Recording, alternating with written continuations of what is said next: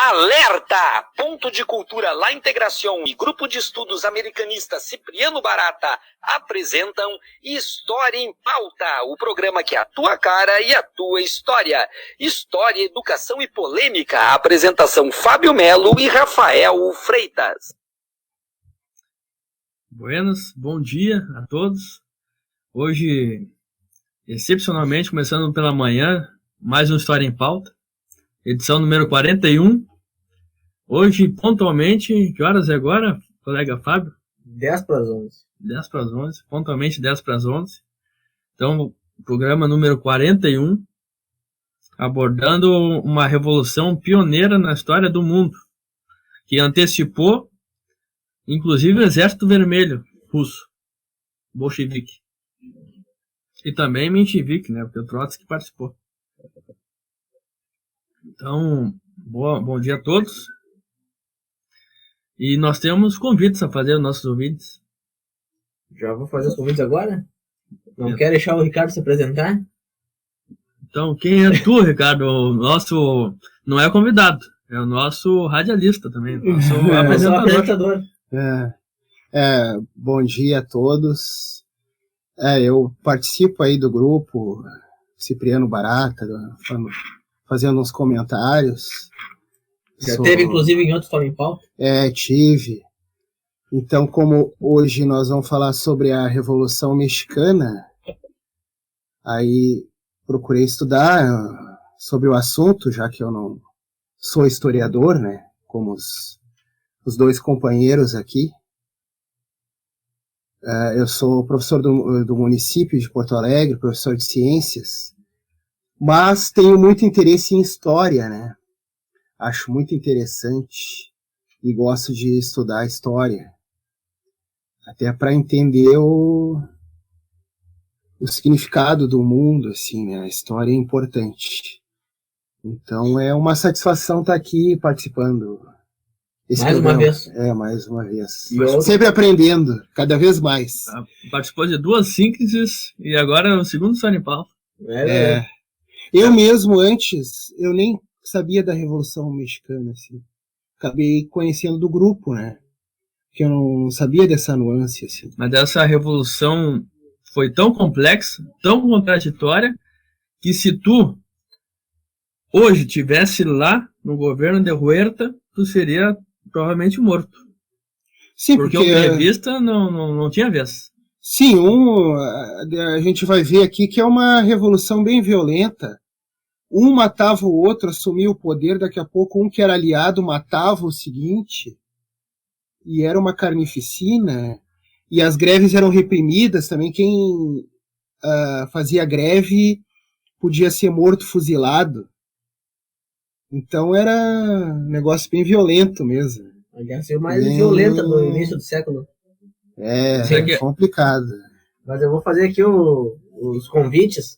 O primeiro deles é, na verdade, o Galeto, que era para ser do Dia dos Namorados, foi adiado pro dia 10 de julho, das 12 às 22 horas, o valor é de R$20, o Galeto e buffet de saladas.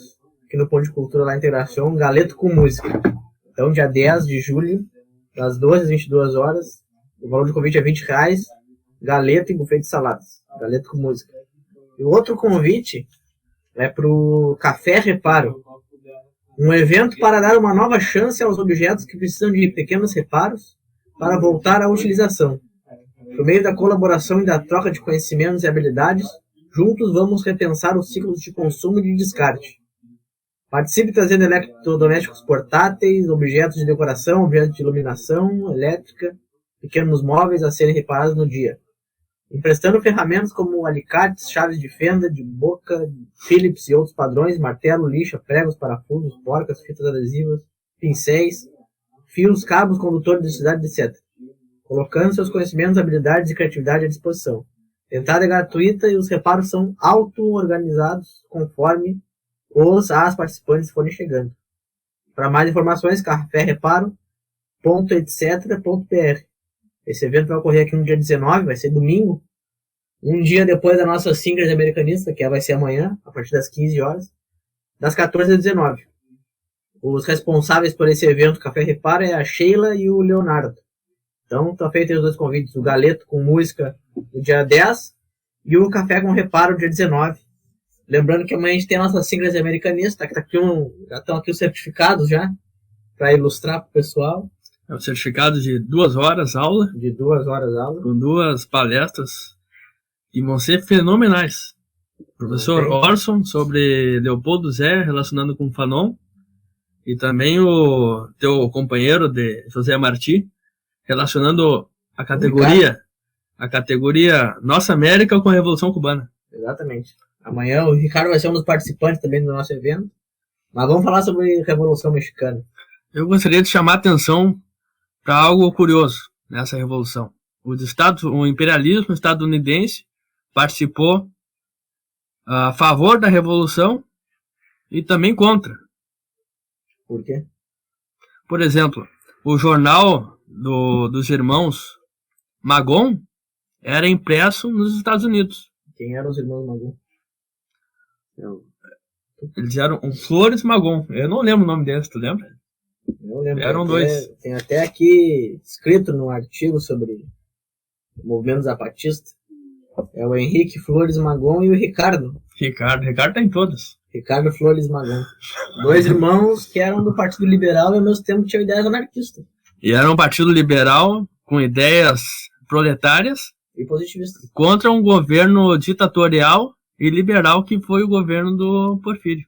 Que era liberal e ao mesmo tempo científico e positivista. Liberal economicamente. É aquela dialética que a gente sempre coloca, né? Que os liberais, eles são liberais economicamente, mas conservadores política e socialmente. E o Porfírio Dias sai nesse sentido. Ele liberaliza a economia para o imperialismo dos Estados Unidos, que começa a comprar terra, começa a instalar ferrovias, começa a instalar fábricas no México. Principalmente petrolíferas. Principalmente petrolíferas. Tanto que em 19, se eu não me engano, os fuzileiros navais eles invadem o México para tentar proteger ali as refinarias de petróleo.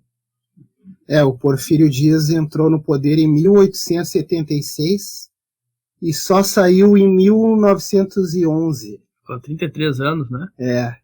Então fez uma ditadura, praticamente, né? Com essas vantagens. O México se desenvolveu economicamente. E socialmente, pelo contrário. Isso, só uma parte privilegiada da população que acabou acumulando riqueza. E a maior parte da população ficava pobre, assim, né? Camponeses e operários trabalhavam e não conseguiam enriquecer. Bom, sobre essa questão do imperialismo, há acusações, inclusive, de que Madero foi financiado por petrolíferas dos Estados Unidos. O Madero era um cara liberal e que tinha uma ideologia mais burguesa, mais aburguesada, digamos assim. Ele oficialmente... Ele vai se exilar nos Estados Unidos, depois que o Porfírio Dias vai lá e caça o registro do partido dele, e pede que ele se eleja. Tinha uma característica esse Porfírio Dias. Os trabalhadores não tinham horas definidas para trabalhar. Às vezes trabalhavam 10 horas ou mais. E também os camponeses, eles trabalhavam para pagar dívidas. Eles acumulavam dívidas e tinham que trabalhar para pagar essas dívidas. Eles passavam 10, 15 anos trabalhando e não conseguiam pagar as dívidas. Então era quase uma escravidão, assim. E ainda não se pagava salário, às vezes se pagavam uns tais de vales. E então não tinha essa garantia de direitos, assim, a população começou a ficar contra o Porfírio Dias, mesmo com esse desenvolvimento econômico. Que favoreceu classes novas que foram surgindo. Isso, aí que surgiu esse magonismo, outros contra o Porfírio Dias. Inclusive partes setores da elite mexicana que já estavam descontentes com esses rumos que o governo ia tomando e também com a questão ditatorial, né? Ele está tanto tempo no governo e não abrir para eleições livres de outros partidos e tal. Só continuando a questão ainda, que me chamou muita atenção, questão do imperialismo. Mas como eu sou teimoso, né? Continuo nesse assunto. Mas o Huerta também ele foi financiado por petrolíferas. E quem foi Só o que não dos Estados Unidos, da Inglaterra. O Huerta era um científico, um positivista que tomou o poder, e ele que assassinaria nosso colega Ricardo se Ricardo estivesse lá. Que ele era contra as greves, reprimia violentamente. Foi um ditador, ele queria prosseguir, ele foi um contra-revolucionário. Ele queria continuar a forma de governar do Porfírio. Porque... o Huerta, ele era um militar e ele foi criado durante o governo Porfírio Dias, né? Ele foi instruído na escola militar dele lá durante o governo Porfírio Dias. Ele foi um dos científicos. Então é nada mais natural do que ele tentar restabelecer ou tentar manter o regime, né? O Porfírio Dias, o governo era cheio de técnicos científicos, numa visão positivista. E era uma visão que até influenciou Zapata e Villa. Também, que são os depois os revolucionários contra ele. Mas só chamando a atenção que esses, talvez caudilhos revolucionários, também eram financiados pelos Estados Unidos. O próprio Villa, o armamento do Villa era buscado nos Estados Unidos. Ele vivia na região do norte, muito próximo geograficamente. Aí a diferença entre o Villa e o Zapata. O Zapata não tinha financiadores externos. Não há essa acusação sobre o Zapata. Isso é verdadeiro. O Villa tinha essa questão mais... Que o México não tinha fundição, não tinha jeito de produzir armamento próprio. Então tudo eles pegavam dos Estados Unidos. Era uma dependência americana que só começou a diminuir nos anos 20, 30. Mas não é contraditória essa relação dos Estados Unidos com Madero, que começou oficialmente a Revolução em 1910, também acusado de ser financiado. O Villa, que foi contra a ditadura do Porfírio, começou madeirista e depois foi contra o Huerta. E o próprio Huerta financiado pelo imperialismo da Inglaterra. Mas é compreensível. É uma luta intra-imperialista. Não, é que é compreensível a intervenção dos Estados Unidos, porque, por exemplo, já que tinha o Roosevelt, aquele presidente dos Estados Unidos, fez aquela doutrina, né, que a América para os americanos, grande porrete, falar manso com um porrete na mão, que a Inglaterra e os países europeus não podiam interferir na política interna dos países da América Latina. Então, já que o Huerta, que é um cara que queria tomar o poder e tomou por algum tempo o poder, durante a Revolução Mexicana, ele era financiado pela Inglaterra, então nada mais natural do que os Estados Unidos invadir o México para tirar o Huerta e manter um status quo que favorecesse o próprio Estados Unidos, os negócios deles que estavam ali em desenvolvimento, né? Por exemplo, quando começou a Revolução Mexicana, os Estados Unidos tinha grande parte das terras e das ferrovias dos Estados Unidos, quer dizer, do México. Inclusive até o Texas foi tomado. Mas isso no século XIX, né? Sempre ficou aquele racha ali entre os territórios tomados pelos Estados Unidos no século XIX, o primeiro deles o Texas. Só que daí quando começou a Revolução Mexicana lá com o Madero, que tinha um programa em comum de o Madero ele conseguiu aglutinar todos os setores de oposição ao Porfírio Dias. Criou o partido anti-reeleicionista. Anti-reeleição, né? Dias se reelegia infinitamente. Se reelegia infinitamente, o Madero criou um partido. Francisco Madero. Francisco Madero criou um partido que era anti-reeleicionista, anti-reeleição. E aglutinou várias forças, como esse magonismo. Ele aglutinou todas o Villa e o Zapata. Todas as forças que eram contra o regime do O próprio Villa era um madeirista. Todos foram madeiristas, porque o Madero conseguiu aglutinar todos esses caras. Ele foi exilado. Zapata era madeirista também. Ele foi para o México, ele foi para os Estados Unidos, quer dizer, e lá ele criou um programa em comum, que depois ele começou a divulgar, em nome desse partido anti-reeleicionista.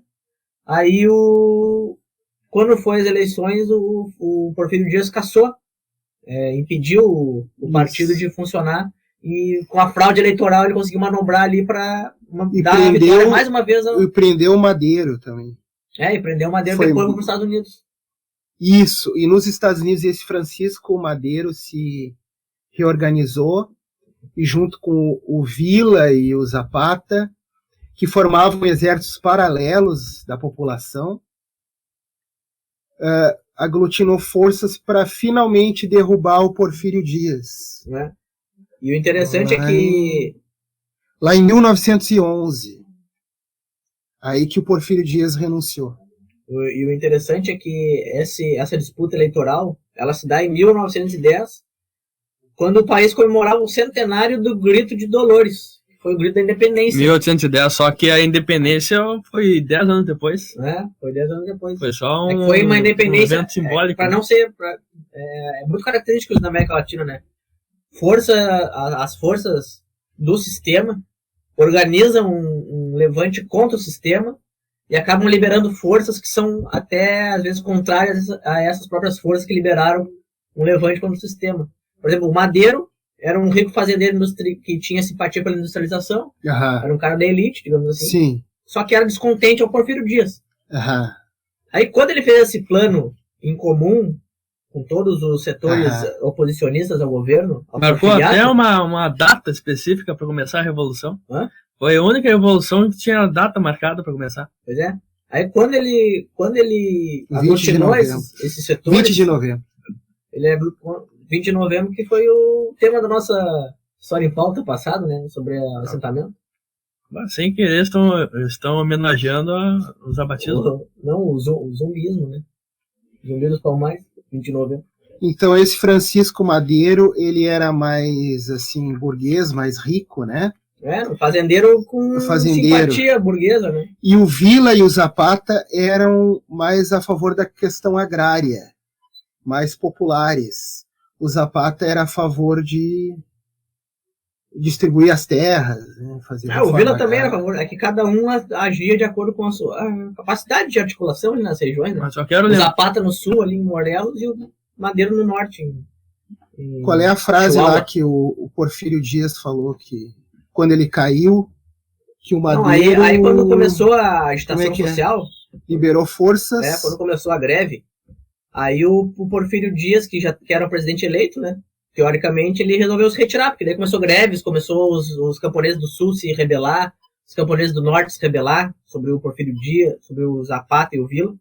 Aí ele disse, de acordo com a literatura, né, ele disse a seguinte frase, que Madeiro liberou um tigre, que seria as forças sociais ali, né, que ele não... E quero ver cavalgá-lo.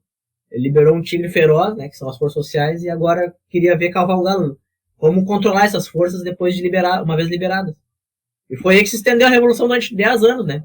20 anos, foram pegar lá o governo do Lázaro Cárdenas, que foi nos anos 30, que também foi um governo revolucionário. Eu até arrisco dizer que a Revolução Mexicana não começou em 1910. Começou quando? Porque em 1910, quem tomou o poder foi um reformista, foi um liberal, foi Madeiro. Na verdade ele não tomou o poder, ele foi assassinado, né? Não, Madeiro, sim. Mas ele tomou o poder eleitoralmente. Não. Quem ganhou as eleições de 1910 foi o Porfírio Dias. Não, mas aí... Só que daí as forças... mas depois o Porfírio Dias logo em seguida renunciou, assumiu um tal de Francisco León de la Barra, interino, e esse convocou eleições, e aí o Francisco Madeiro venceu essas novas eleições. Então, né? foi democraticamente eleito. Em 6 de novembro. Ficou 2 anos como presidente, eu acho. Isso, de 2001. Tanto que tem uma... 1911. 1911 e 1913, se eu não me engano. Isso. Mas eu arrisco dizer que a Revolução começou em 1906, quando começaram as guerrilhas liberais contra o porfiriato. Oficialmente, assim, se a gente for responder um concurso e perguntarem a data que começou, a gente vai ter que mentir, dizer que começou em 1910, mas na verdade começou em 1906. Porque a luta armada contra o governo tirano começou em 1906. Mas alguns dizem que não terminou em 1920, e sim em 1926, que se estendeu mais ainda. Ou quem sabe aí esteja quer dizer continuando. Que tenha durado 20 anos, na verdade. Sim. Ou mais, sei lá. Porque foram vários acontecimentos. O movimento zabatista atual não é uma continuação da Revolução Mexicana? Eles procuram, na verdade, trazer o conteúdo social do que o Zapata pregava, né? Junto com essas teses dos Magón, do magonismo, de autogestão. Então. Eu só queria chamar a atenção para um documento, um trecho aqui, que revela como é específico o socialismo da Revolução Mexicana. Mas é possível dizer que a Revolução Mexicana foi socialista? Teve elementos socialistas, mas eu vou comentar sobre um desses elementos socialistas. É um trecho do documento Manifesto a Todos os Oprimidos e Pobres do México e do Universo. É um documento de... O ano eu vou descobrir no decorrer da nossa conversa. Escreveu esse documento? Júlio Chaves Lopes. Terra e Socialismo. Eu vou ler apenas um parágrafo. Abrindo aspas. Nós queremos o socialismo, que é a forma mais perfeita da vida social em comum. Filosofia da verdade e da justiça, que se resume nesta tríade inamovível: liberdade, igualdade e fraternidade. É do socialismo liberal e também um pouco positivista. Naquela época era muito precária essa divisão entre marxistas, anarquistas, positivistas. De alguma forma, todo o pensamento europeu que chegava aqui na América Latina, ela tinha uma vertente mais assim conservadora, né? Não tão, algumas, claro, o anarquismo é revolucionário, mas se tu pegar, por exemplo, que alguns anarquistas acreditavam nessa ideia de progresso, de industrialização, uma via até industrial para a revolução, capitalista para a revolução, né? Então acho que é bem característico da nossa América Latina. E dizer que a Constituição de 17, a Constituição mexicana de 1917... Posso falar primeiro do Francisco Madeiro, que isso veio depois, né? Sim, a Constituição 17, ela aí, foi lugar em 17, né? Em 1911 entrou o Francisco Madeiro. E aí ele fez algumas coisas. Botou leis agrárias para beneficiar o latifúndio, não aprovou leis trabalhistas, deu liberdade para a imprensa, que o Porfírio Dias não tinha dado, e reorganizou a justiça.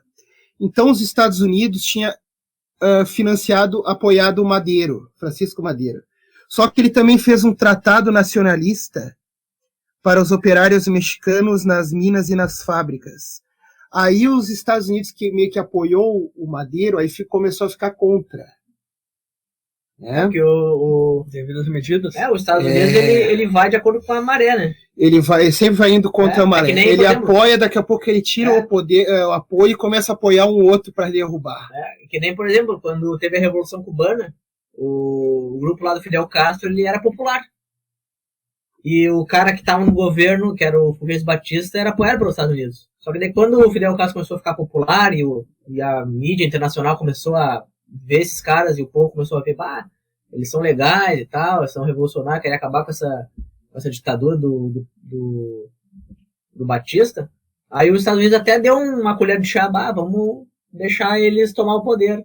Aí eles deixaram, tanto que depois, quando o Fidel Castro finalmente começou a nacionalizar as coisas, as empresas dos Estados Unidos, aí sim que os Estados Unidos rompeu. É que nem na Revolução Mexicana. Os Estados Unidos deu o poder pro Francisco Madeiro porque ele tinha um apoio popular. Só que quando ele começou a vir com essas leis nacionalistas que iam contra as possessões, as terras que os Estados Unidos tinham adquirido durante o Porfírio Dias, aí sim, quando tocavam no negócio dos Estados Unidos, aí, vamos tomar distância desse cara. Até porque uma das intenções do Madeiro era se aproximar da América Central. Que é uma medida anti-imperialista. Mas tá aí também aquela questão imperialista desde o século XIX, né? Que o México estendeu o território dele até a América Central ali. E aí o Villa e o Zapata, que no início apoiaram o Madeiro, como queriam essa questão das terras, reforma agrária, e começaram a não ser atendidos, começaram a se voltar contra o Francisco Madeiro. E aí tinha também o Pascoal Orozco, que também meio que se aliou com o Zapata, também contra o Madeiro. E aí o Madeiro botou um general Vitorino Huerta para combater esse Orozco. Só que esse Vitorino Huerta, que o Madeiro nomeou, depois vai se voltar contra o próprio Madeiro. E vai matar o Francisco Madeiro na dezena trágica. E vai matar o Orozco também. Também. Uma outra confusão que pode ser feita é quanto ao próprio Porfírio Dias. Afinal, ele é entreguista ou não é? Ele é, porque ele começou a liberalizar a economia mexicana, né? Sim, mas também tem a contradição.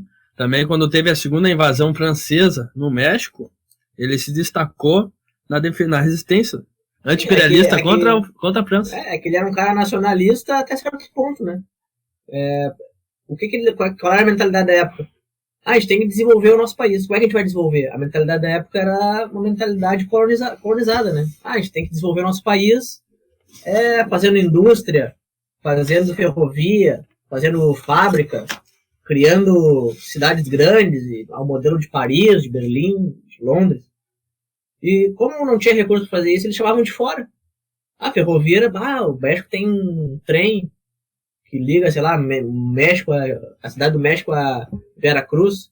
Pô, isso é como é que é? É como hoje em dia tu ter o carro de luxo, né? O cara tem um carro de luxo. O cara tem uma ferrovia. O cara é moderno, ele tem um carro bom, tem um computador, eram coisas da época, né? As pessoas acreditavam que o fato de ter uma ferrovia já era o suficiente para dizer, o governo tá fazendo coisas boas, tá trazendo a modernidade. Tem luz elétrica. Mas quem é que tem acesso a isso? Poucas pessoas tinham acesso a isso, né? Os camponeses que fizeram a revolução, se levantaram com o Zapata e com o Villa, não tinham acesso a isso.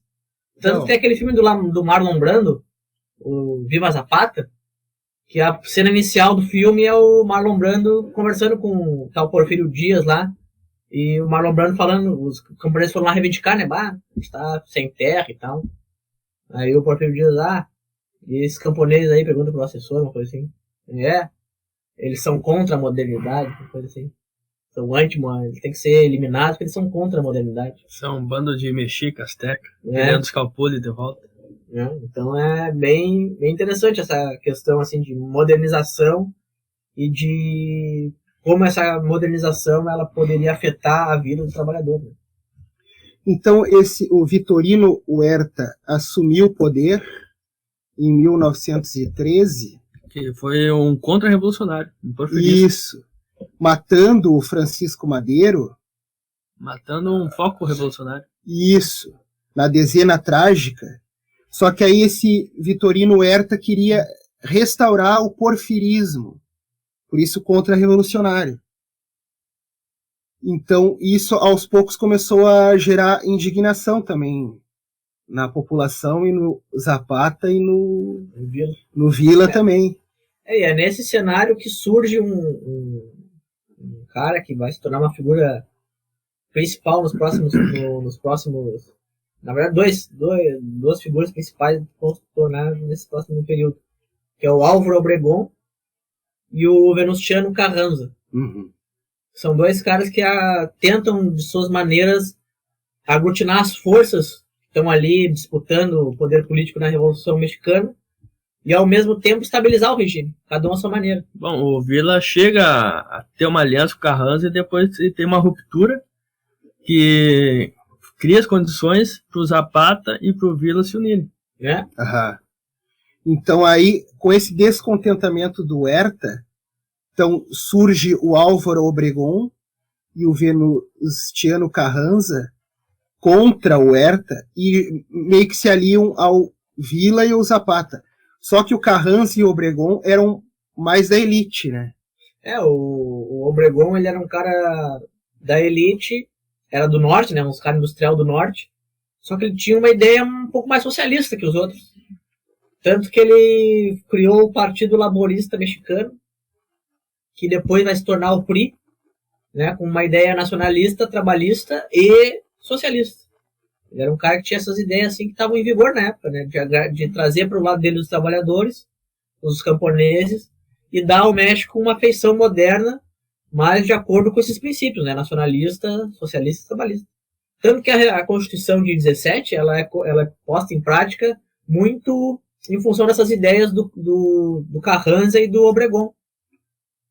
E, inclusive o Carranza ele vai dar apoio àqueles batalhões vermelhos, né, as brigadas vermelhas, que são os grupos operários das cidades grandes que se organizam até de forma autogestionável.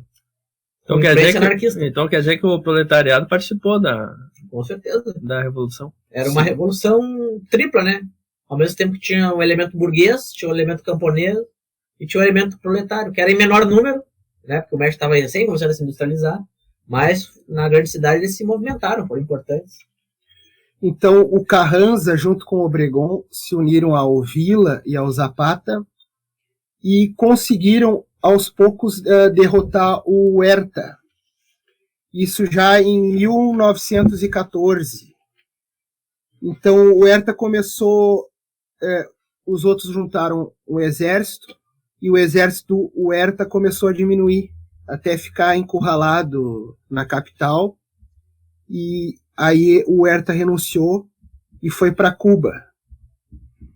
E capturado no México, morreu. Capturado em Cuba, foi para os Estados Unidos. Morreu nos Estados Unidos. E foi no mesmo ano que os fuzileiros navais dos Estados Unidos embarcaram aqui. Para manter o mínimo possível os negócios dos Estados Unidos funcionando, né?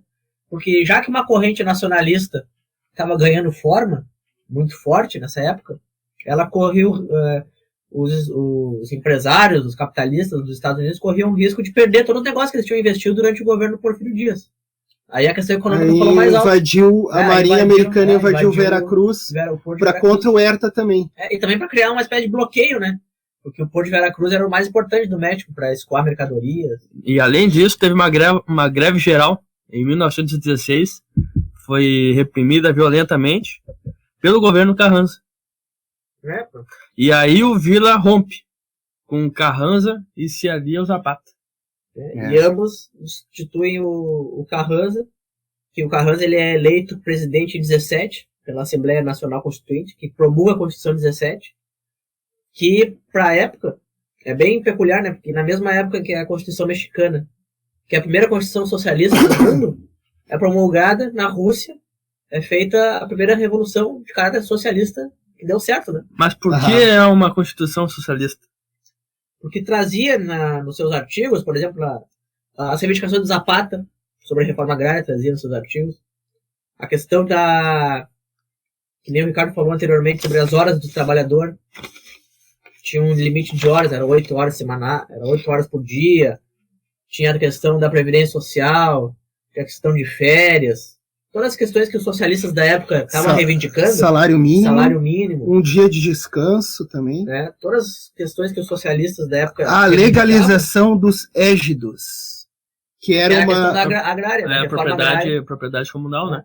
Comunal dos indígenas. Que era a reforma agrária. O Zapata queria isto. Exatamente. Queria que terras indígenas fossem devolvidas para os indígenas e que se criassem esses égidos que eram terras comunais. Que já existiam, na verdade, esses égidos, só que eles foram destruídos durante o governo do Porfírio Dias. Sim, porque ele individualizou as terras comunais. Porque a lógica desses caras da modernidade é que a terra deveria ser uma propriedade, né? Um bem capitalista para ser comprado e vendido no mercado. Aí a especulação fundiária. Um dos livros que eu li, eu gostei muito, é esse livro chamado As Revoluções no México, do autor marxista Américo Nunes. Ele começa dizendo que a causa principal da Revolução Mexicana não foi Porfírio. Não, foram diversas causas, né? Sim, ele diz que a causa principal, a causa essencial, geralmente girava em torno da forma da propriedade da terra. Então ele comenta que desde a época colonial as terras dos caupules foi sendo mutilada, foi sendo destruída, até com Porfírio ele dá a ação final, a cartada final, acabando por inteiro, porque na época colonial começou a ter vários tipos de propriedade, não só a do caupules, também as encomendas, né? As haciendas, também a terra das igrejas. Que aí é outra questão que também está na Constituição Mexicana, que é separar o Estado da Igreja, né? Que os liberais eles sempre tinham essa luta de separar o Estado da Igreja.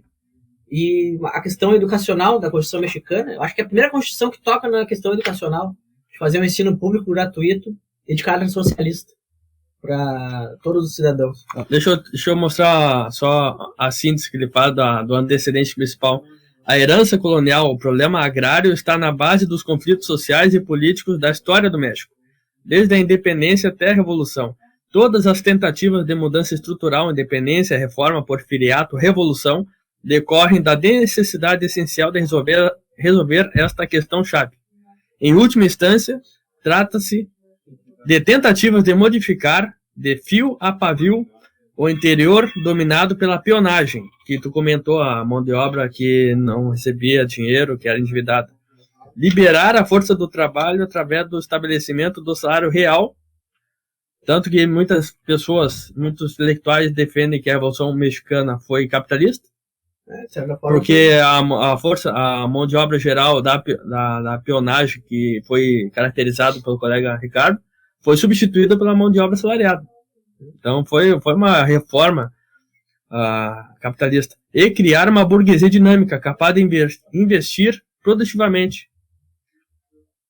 Em síntese, trata-se da estruturação do capital enquanto modo de produção, através de um processo descontínuo, conflitante. 2 pontos. A dialética da revolução. Então, a ideia dele, ele comenta que a causa essencial não se reduz ao porfiriato. Não, são várias causas, né? Toda revolução tem diversas causas, né? Ele vai mais além. Ele diz que a Revolução Mexicana continua o porfiriato. De certa forma, porque o que moderniza acontece, troca, qual é a grande crítica dos caras que vão assumir o poder depois, aos caras que vão assumir o poder depois, é que alguns setores mais radicais, eles não aceitam, por exemplo, que o partido que o Partido Revolucionário Institucional, ele acaba tendo o mesmo sentido que o Partido Liberal do Porfírio Dias. Ele acaba sendo um partido único que vai, à medida que ele tem o controle da máquina pública, ele vai conseguindo cooptar os sindicatos, vai conseguindo cooptar ali os camponeses, os sindicatos rurais, vai conseguindo, inclusive, esvaziar os opositores e fazer fraudes eleitorais para se manter no poder.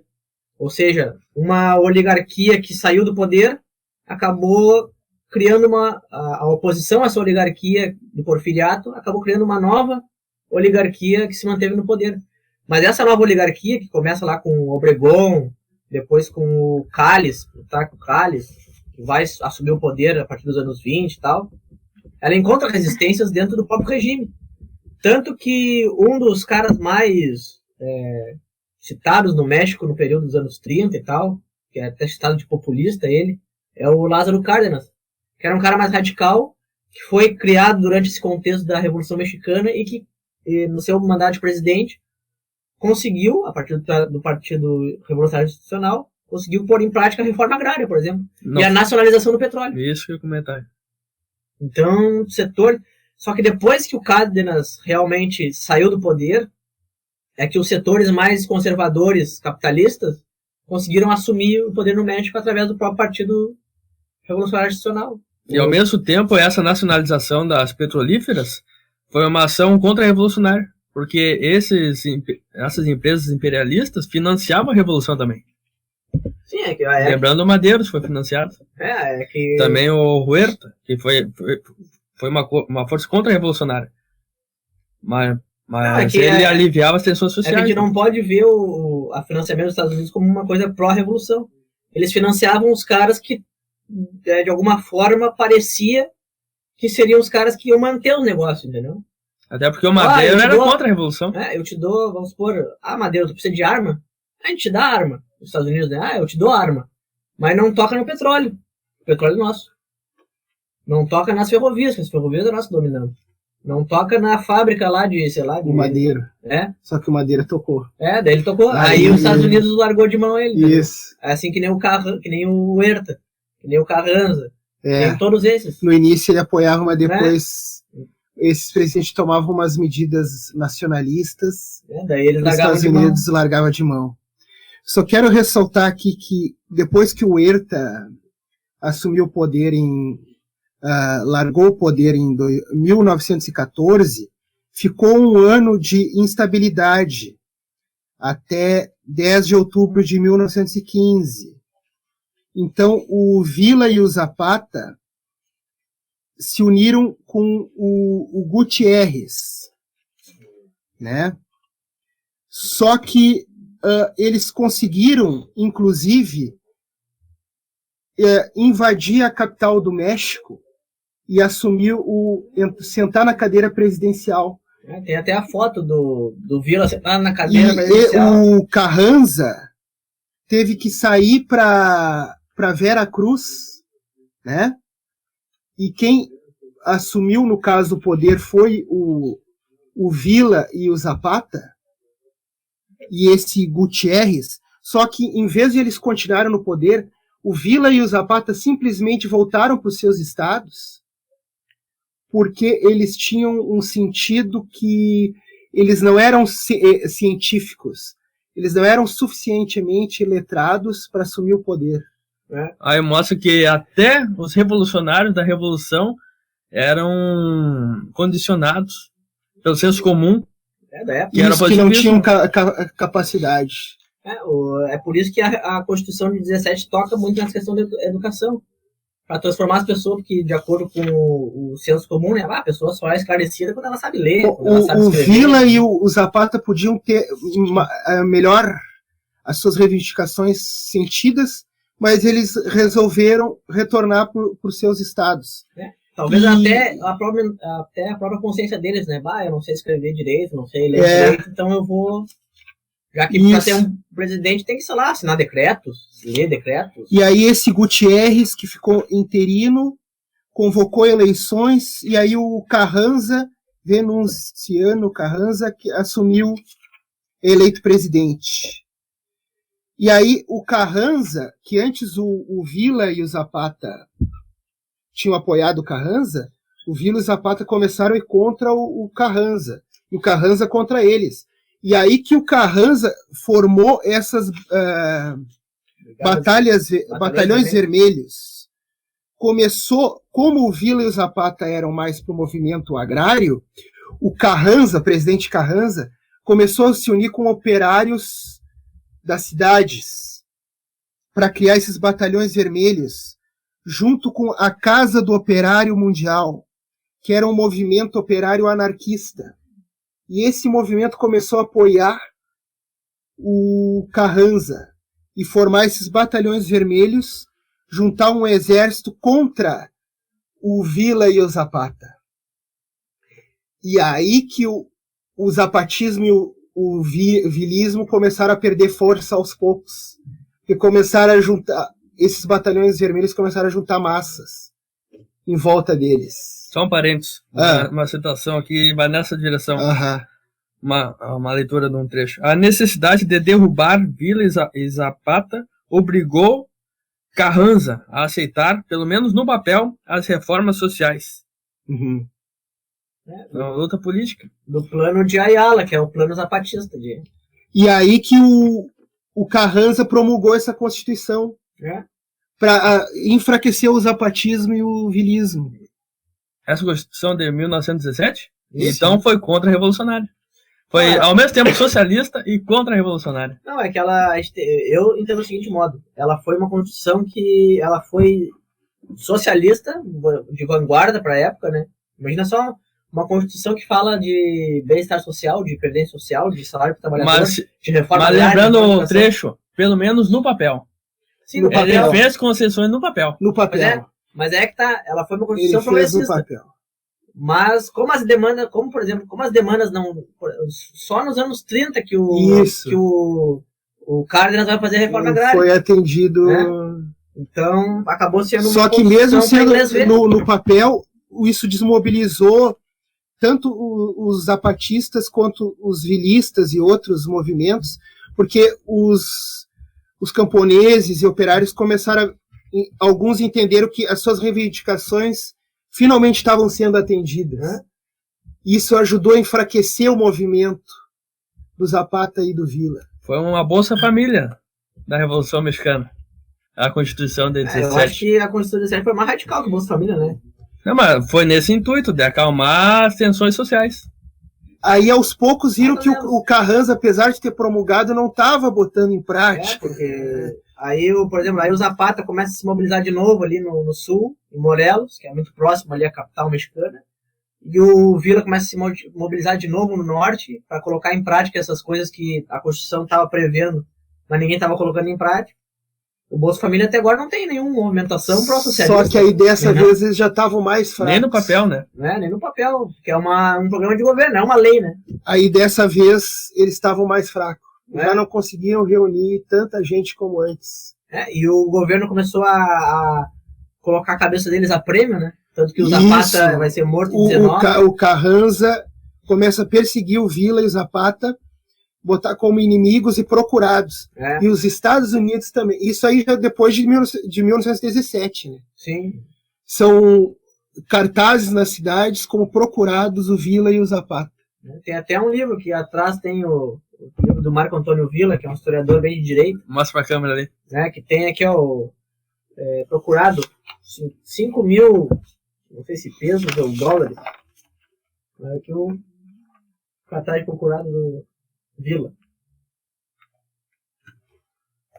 O Villa, que conforme Marco Antônio Villa, foi o mais revolucionário dos protagonistas da Revolução Mexicana. O Marco Antônio Villa, que é um historiador de direita, né? Pra ele, qualquer cara mais...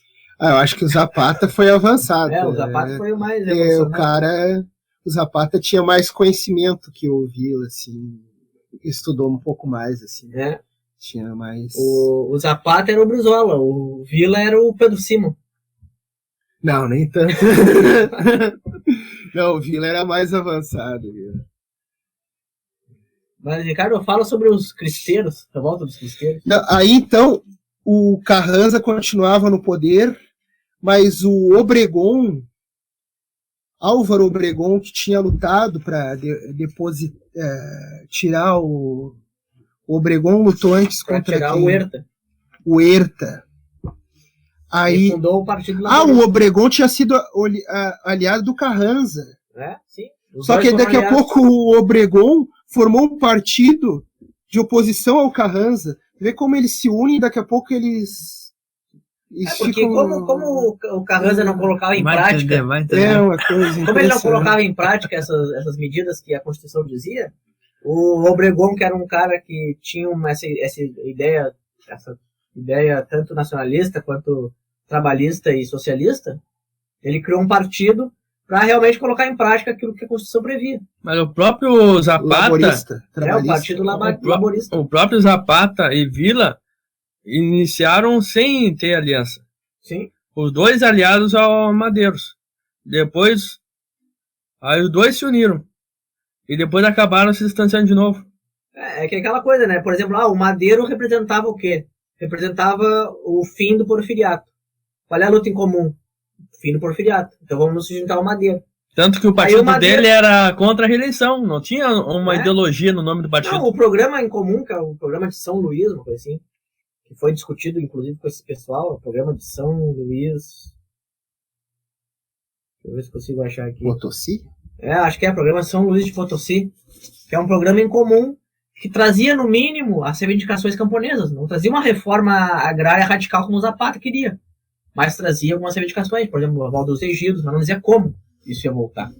Olha, então, o Zapata e o Villa, eles se uniam com um cara que dava oportunidade de romper com o regime que até então era o regime que eles estavam descontentes, só que o cara rompeu e não fez as reformas imediatamente, aí eles se distanciaram, aí veio o Carranza e o Obregón que voltaram com essa pauta, aí eles se aproximaram, aí o Carranza tomou o poder e começou a perseguir esses caras assim, que eram mais independentes, que não tinham um chefe, digamos, não seguiam liderança nenhuma, aí eles se distanciaram de novo, até que o Zapata, por exemplo, foi morto em 19, né, antes do Obregón assumir o poder, e o Villa foi morto em 23, porque depois ele fugiu para os Estados Unidos, foi um cara mais difícil de ser achado. Olha, eu arrisco a dizer de que na ânsia, né, na vontade de fazer comparações do tempo atual, que o Madeiro praticou estelionato eleitoral. Ele, em 1908, ele lançou um livro chamado Sucessão Presidencial em 1910, o Partido Nacional Democrático. Era o nome inicial que ele queria dar para o seu partido. E tinha duas ideias principais. Era um livro contra o capitalismo e a favor dos trabalhadores.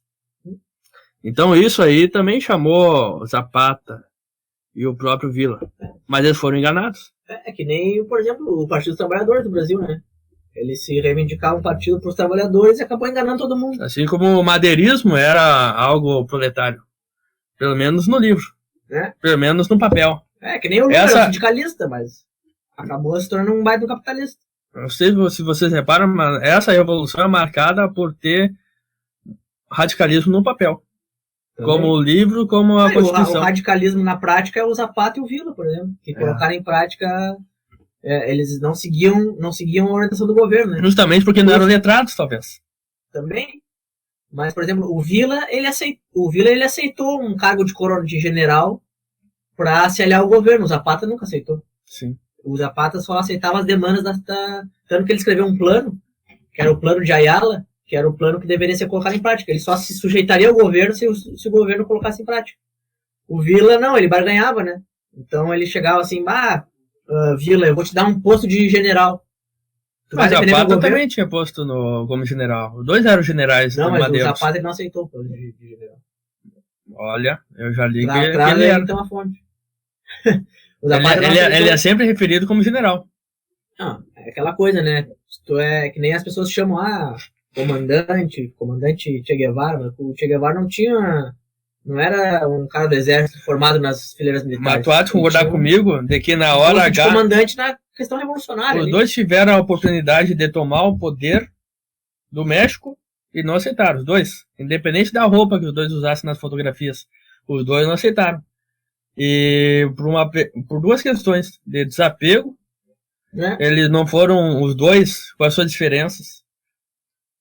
Dá para dizer que a unidade deles é pensar em primeiro lugar no coletivo. Sim. O Zapata no sul e o Villa no norte.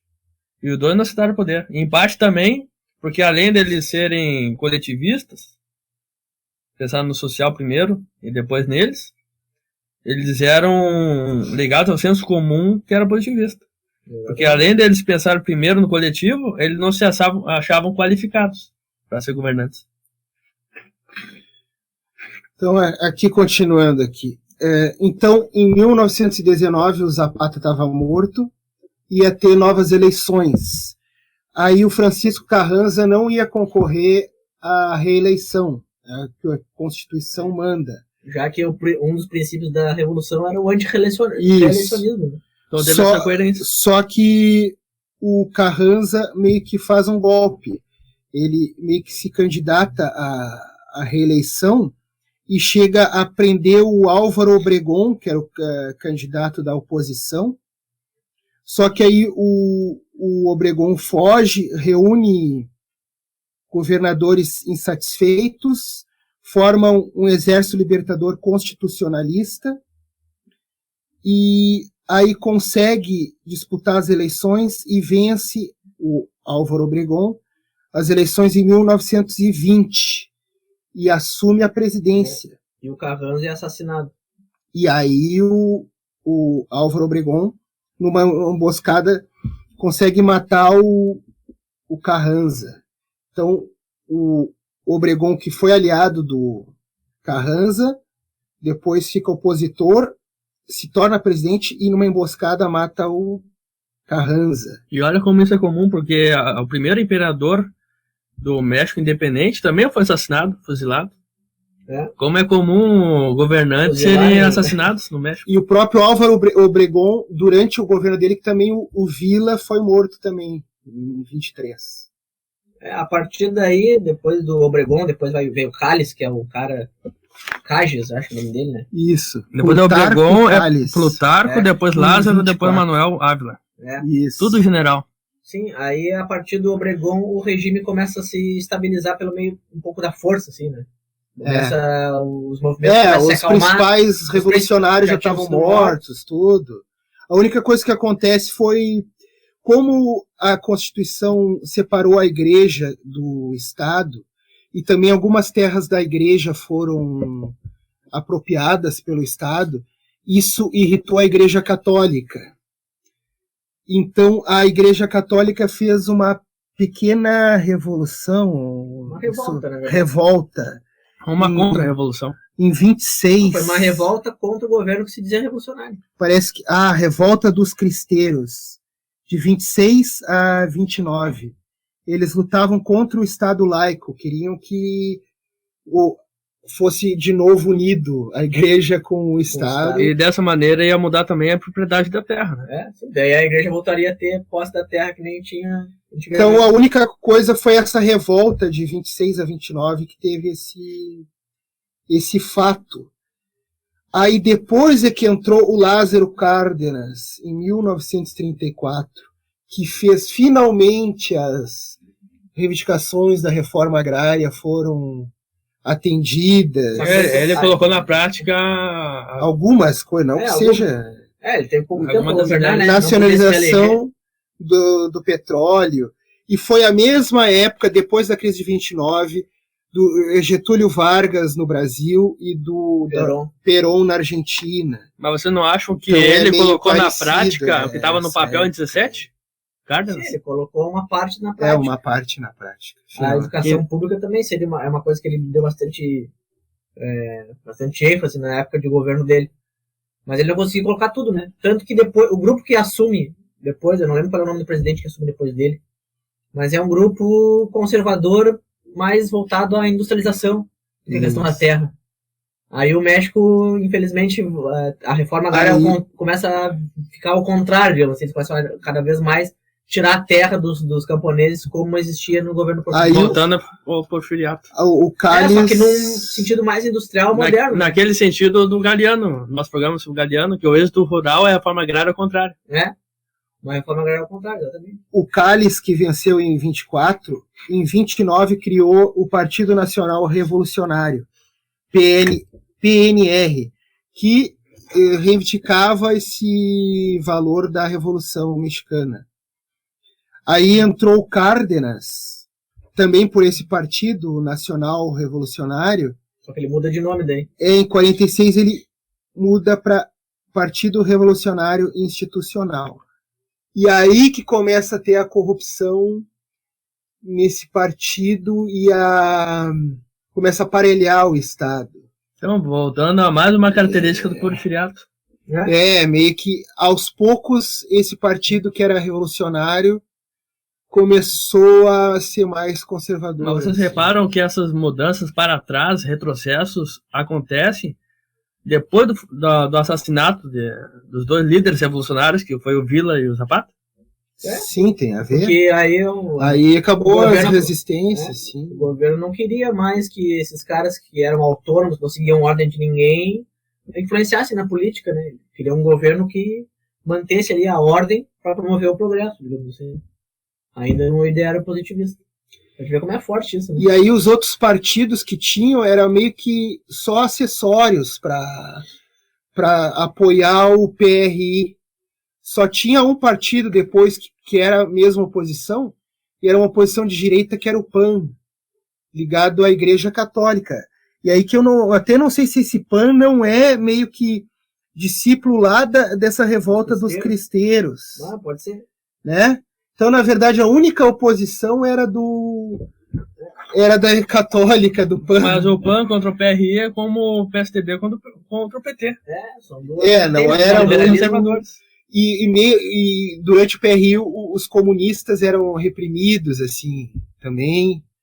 Não tinham muita... todo mundo que era contra aquele sistema que se dizia revolucionário e que tinha um conteúdo escrito revolucionário e lutava por colocar em prática, era, de certa forma, excluído do regime, né? Era acusado de contra o povo e contra a revolução. Exatamente. Mas externamente, mas uma coisa interessante é que, embora internamente o México ele tivesse esse conteúdo conservador, os governos que tentaram se estabelecer, externamente o México era visto como uma espécie de modelo a ser seguido por alguns intelectuais progressistas.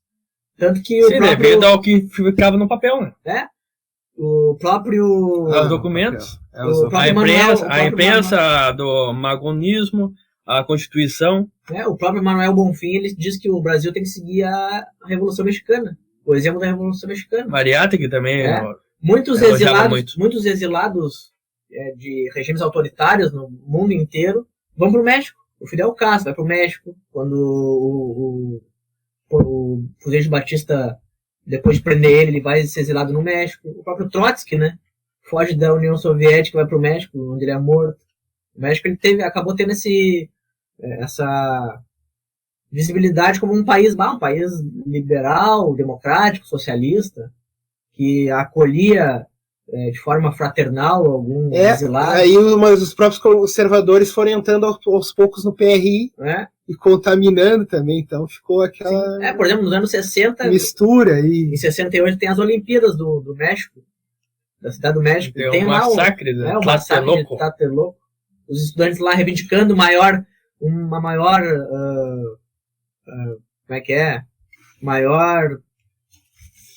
pedindo para o Partido Revolucionário Institucional colocar de fato o que estava escrito no papel na prática, né? Não mais dar só dinheiro para os capitalistas, não só privatizar o país, como eles estavam fazendo. E o regime acaba fechando e tendo um massacre. Tanto é que é a partir do massacre de Tlatelolco, dos anos 60, 70, que vai surgir o embrião do Exército Zapatista de Libertação Nacional. Que hoje em dia está lá com os territórios liberados, só lá que, subcomandante Márcio. Curiosamente, eles reivindicam o magonismo e não o Calpules dos Aztecas. Não, é que são duas coisas diferentes, né? O Exército Zapatista de Libertação Nacional, ele traz todas as tradições assim da democracia mexicana. Tanto a democracia dos ejidos, lá, dos Calpules, tanto o magonismo na questão de organização, o zapatismo com a questão agrária. São diversos, o marxismo, o anarquismo, tem essas demais vertentes. É que eu considero o magonismo proletário. Um proletariado. Então, marxista e não anarquista. É que na época era difícil tu saber como a produção que se chegava, né? Era muito difícil de saber diferenciar muitas vezes o que era o anarquismo, o que era o anarcossindicalismo, o que era o marxismo, o que era o stalinismo. As coisas acabavam se juntando. Pode ver, o Brasil, quem criou o Partido Comunista do Brasil foram os anarquistas. Né? Eles tinham aquela ideia, socialismo libertário, mas não sabiam que o socialismo libertário do Bakunin era diferente do Marx, por exemplo. Alguns não sabiam, né? Outros sabiam. Mas era difícil também chegar esse material até aqui. Então, por exemplo, esse PRI faz parte da Segunda Internacional. Em Angola tem um partido lá, MPL, não sei, que também ficou no poder por vários anos. Então, é tipo uma tendência, principalmente nesses dois países, desses partidos conseguirem se manter no poder através da institucionalização. E o PT tem um pouquinho de PRI, Com certeza. porque ele meio que vai se institucionalizando e aparelhando. Então tem essa tendência da Segunda Internacional, pelo menos em Angola, e desse PRI, de meio que se institucionalizando ali, continuando E tu não acha que no poder ali. um partido que se diz revolucionário e ao mesmo tempo institucional, não é como se dizer sou e não sou? É uma meio contraditório. É uma negação da negação. E aí só foi quebrado o PRI no ano 2000 com o PAN, que é esse ligado mais católico. Os conservadores coloniais. Conservadores. Que aí eu não sei se tem ligação com esses cristeiros aí. Só o PAN conseguiu.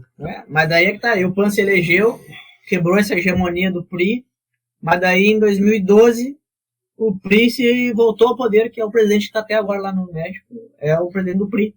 Mas agora eu acho que não vai ser igual, assim. Não... A próxima eleição do México não sei quando é que é. Mas eu acho que o PRI não vai ter a mesma força, assim. Vai ser mais igual, acho que agora tá mais equilibrado. O filho do Lázaro Cárdenas. Não sei, eu acho que tá mais equilibrado. O filho do Lázaro Cárdenas, não lembro o nome dele, é um nome indígena. Ele criou um partido a partir do. Ele fez. Aqui, ó. Deputado pertencente ao Partido da Revolução Democrática, que é um partido mais à esquerda do PRI, só que é um partido que traz essa herança, digamos assim, legítima da Revolução Mexicana, que é do filho do Lázaro Cárdenas. Mas aí ele tenta agregar PRI meio que largou aos poucos. Ele tenta agregar um grupo mais assim, que traz essa questão da reforma agrária, reforma política, enfim. liberdades democráticas. Então quer dizer que a herança da Revolução Mexicana é reformista. Também. Na prática, sim, talvez no escrita é revolucionário. Exceto nas regiões de Zapata, em Morelos, e também na região de Vila Chihuahua. Isso mesmo, lá teve, Chihuahua, né? lá teve a democracia direta e teve o exército popular. O exército zapatista. Teve a abolição do exército do Estado. Aham. Lá teve revolução, de verdade. Teve, porque o Vila conseguiu formar um movimento, a Comuna de Morelos, eu acho. Não, Morelos é do Zapata. Não, o Zapata formou. Sim. Que Dá tinha pra chamar de comuna, assim. Várias. Eu arrisco chamar de comuna. Tanto que hoje em dia, aqui, ó, a gente está aqui no texto do nosso blog, e aqui, ó, o território zapatista. Aqui manda o povo e o governo obedece. Sim. Junta de bom governo. Mas por que o governo obedece? Porque o governo tem que ser letrado. Então os representantes governam. Só que quem manda, quem tem o monopólio da violência, não é o Estado mais. Quem fiscaliza é o povo, através das armas. Então, lá por 1914, o Zapata foi criado em Morelos, a Comuna de Morelos. E praticamente aí o Zapata que comandava o Estado, era praticamente um Estado dentro do Estado. Aí ele criou o Banco Nacional de Crédito Rural, escolas de agricultura, fábrica de ferramentas agrícolas e uma desapropriação de terras.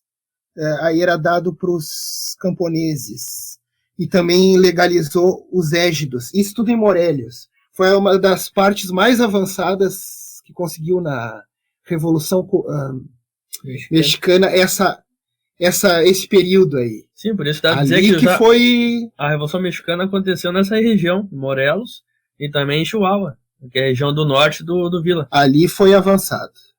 Só que aí depois o Carranza começou... O restante foi reformista. O Carranza depois começou a enfraquecer isso. Foi reformista e às vezes contra-revolucionário, como o caso do Huerta.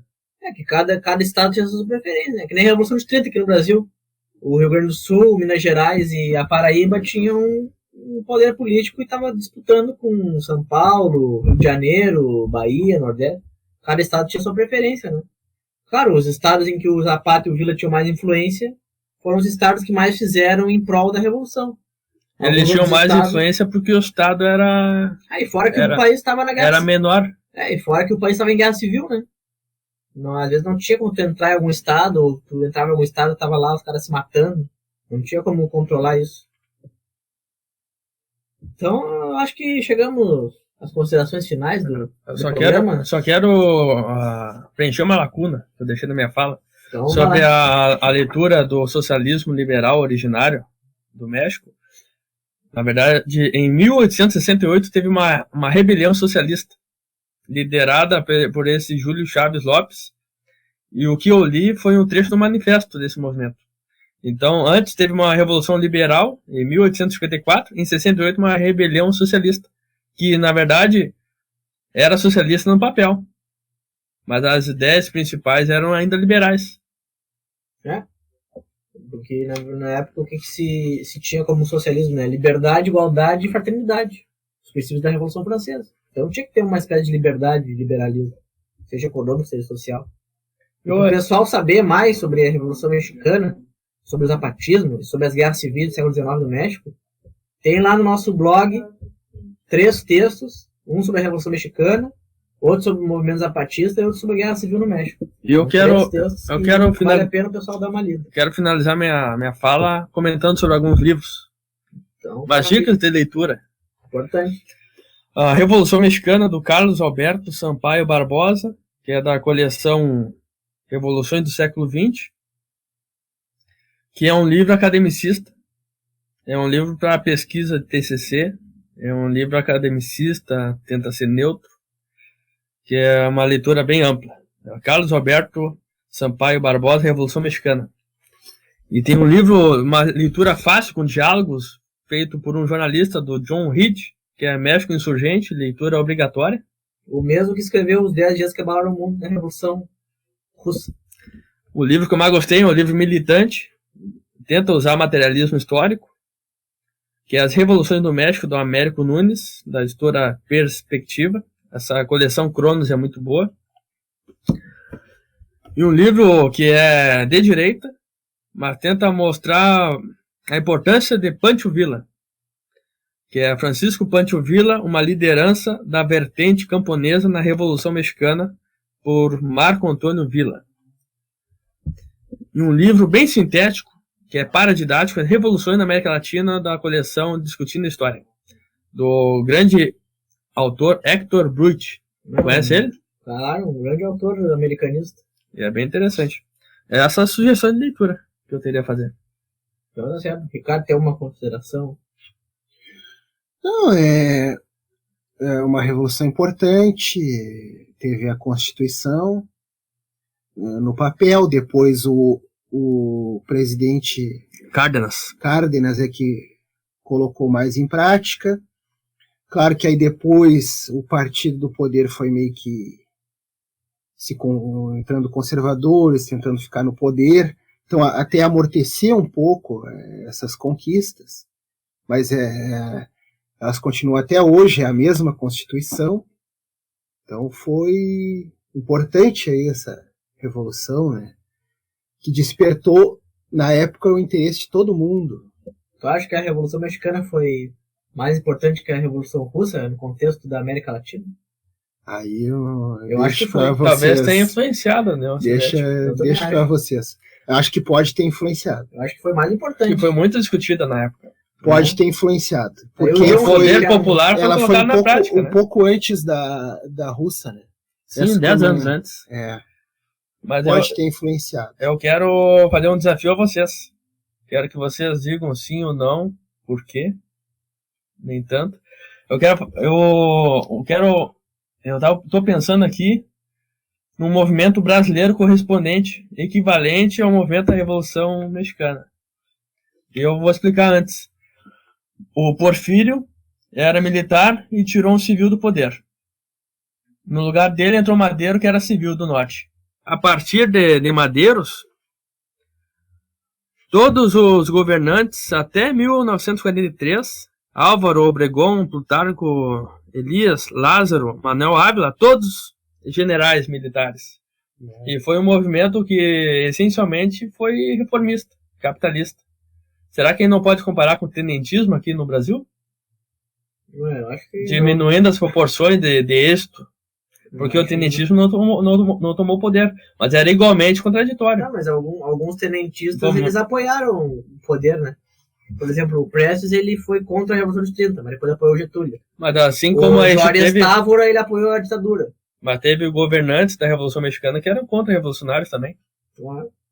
Eu arrisco fazer essa comparação. A oligarquia que chegou ao poder depois do Lázaro Cárdenas era contra as reformas que estavam previstas no papel, mas se manteve ali num papel, se manteve, na verdade, sobre como é que é? Sobre o guarda-chuva do Partido Republicano, não, Partido Revolucionário. Então é essa contradição interna, né? Mas tu vê, o Madero começou o movimento contra a reeleição, contra uma ditadura e contra a corrupção. Também.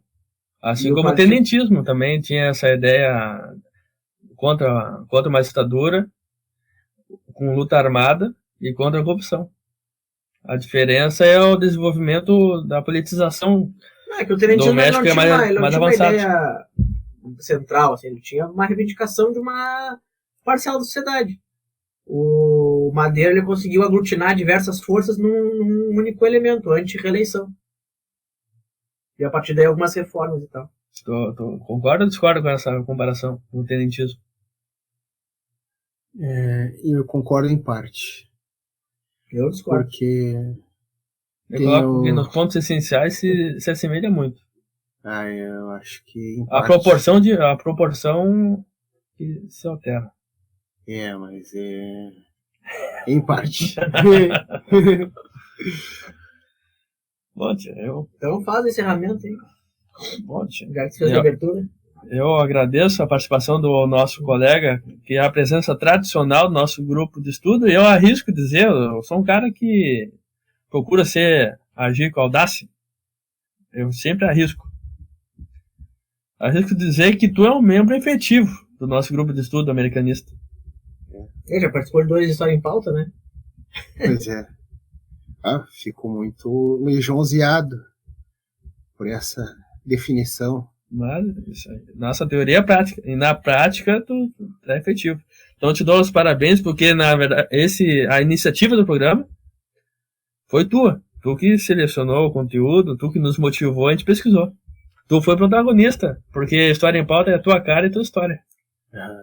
Mas tu propôs também, a Revolução Mexicana tu propôs. Sim, foi uma conversa conjunta. Propôs, ali. Eu agradeço a participação, o grande colega Fábio também te agradeço. O pessoal proletariado que está ali, a Mone e o Vinícius. E lembrando que amanhã a gente tem a nossa Simples Americanista. E lembrando que o História em Pauta hoje não termina. Não, depois de mais tarde vamos ter um outro convidado falando sobre um outro tema. Então, até daqui a pouco.